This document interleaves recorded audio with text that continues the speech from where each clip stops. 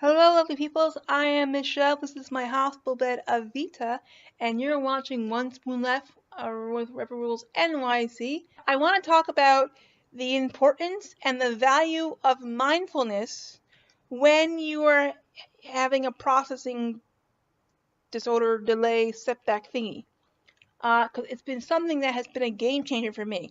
So often, if I don't use mindfulness, I'm just like, too much to process. But instead of just being like, I'm overwhelmed and trying to escape that, I stop, breathe, and go, what are we feeling physically and emotionally? And I do physically first because often, if I'm sensitive to light, but I'm not processing I'm sensitive to light, then I'll get very agitated emotionally. But if I use mindfulness, then I can stop and go, oh, right now I am really fucking sensitive to light.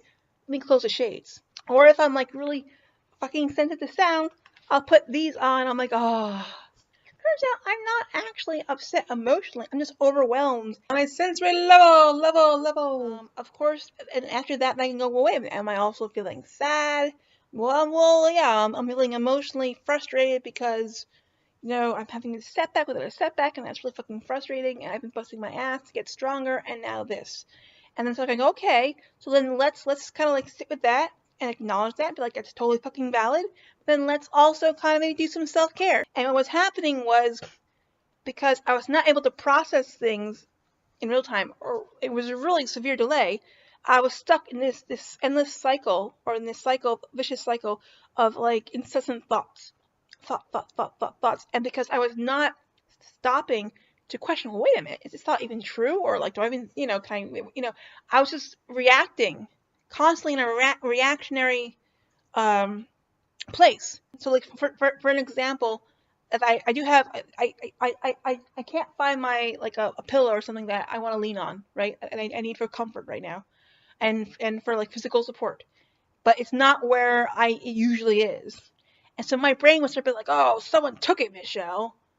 And I'd be like, oh no, that's horrible. I would just emotionally react to that thought. I understand we're a bit agitated right now because we're a little overload, but let's just stop and question that thought. Why the fuck would someone take my pillow? Like, who the fuck?